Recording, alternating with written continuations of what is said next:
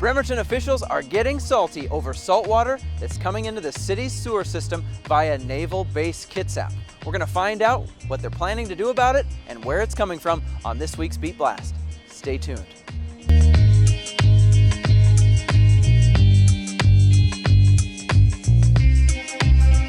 Welcome back to this edition of the Beat Blast, sponsored by the Admiral Theater. Story number one today: for several years, the salt has been seeping into the city's sewer system, and Bremerton officials believe it's coming from Naval Base Kitsap.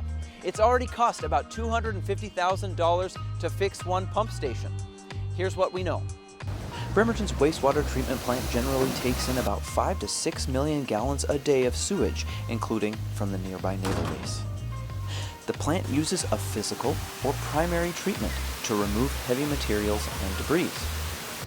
The sewage is then pushed through a biological or secondary phase that uses microorganisms to break down the sewage further. By the time the wastewater is treated and hits Sinclair Inlet, it is more than 99% water. But just like our bodies, salt does not mix well, particularly with the process of wastewater treatment. What the salt water does, much like your own human body, if you started drinking salt water, your digestive system would be all upset, it wouldn't regulate, it wouldn't go properly, so on and so forth. It's the same way in wastewater. A wastewater system is basically a larger, accelerated version of your own internal digestive system. The oxygen demand that's caused on this system and the result, the interference from the salt water, is disturbing that. Naval officials say they're just trying to conserve fresh water and are using salt water instead. They're conducting their own analysis in conjunction with the cities, and they say they'll have results in the coming months. It was federally mandated for all municipalities and industrial agencies to reduce their freshwater usage, and the shipyard did that. But now they've done it to a detriment to our system, and we need to pare that back, and they need to pare that back. Okay. Story number two today. Katie and Ryan Kanzler wanted to honor their infant son Hudson, who was stillborn 2 years ago. The couple began collecting swaddle blankets for Harrison Medical Center's Family Birth Center, and last week delivered more than 100 soft, cuddly blankets. Each blanket has a tribute to Hudson sewn in the corner. You never expect you're going to show up to a hospital to give birth to a baby and not take him home. We have prayed that his death would have a meaning, and that the pain and grieving that we felt would have a purpose. This started as kind of a small little project. We thought, we'll grab a couple blankets, we'll bring him to the hospital, and just in his honor, and drop him off. What ended up as kind of a small project turned into a very large project. We got over $700 donated to us, and in addition to that, we also were given blankets. Some are handmade. We had a friend crochet them. We had a friend give us a quilt. Some of them are purchased. Some of them are blankets that were intended for other babies that didn't make it or side. And so on each blanket, we have put a little label that says just in loving memory of Hudson, David Kanzler.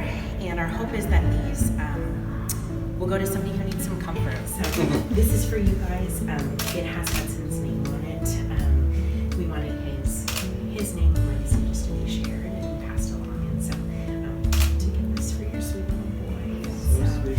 Yes.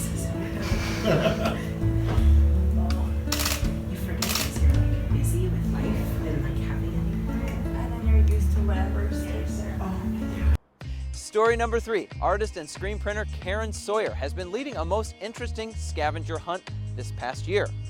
Each first Friday, she hides a batch of handmade letterpress posters around Manette, downtown Bremerton, and Callow Avenue. Here's the story of how it began and how you can score your own poster. What we do is we create a series of handmade posters with a different artist each month, and we put them out around town. And they're free to pick up, they're free to find, and it's a little bit of a scavenger hunt because we try to put them in different places so that people can explore the city with some art.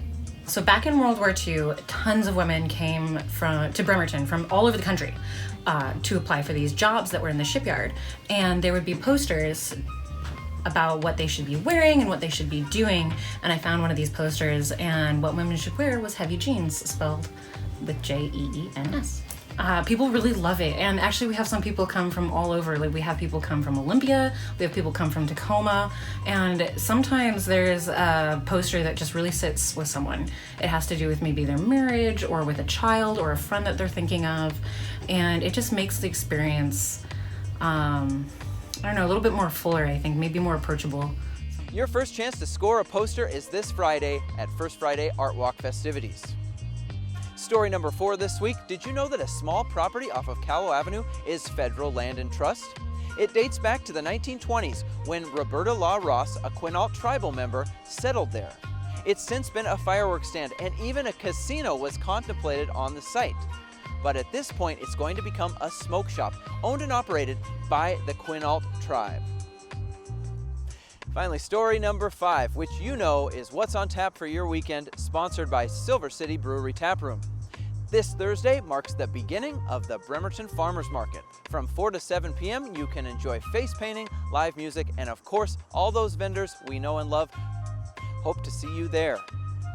That's our show for this week. I'd encourage you to cruise by the art wall off of Lower Wheaton Way, where artist Jonathan Fro Perry has turned Bowser into Thanos in honor of Avengers Endgame. It's a really cool painting, and it's the longest thing I've ever seen up at the art wall.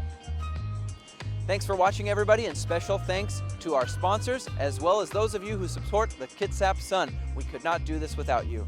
See you next week.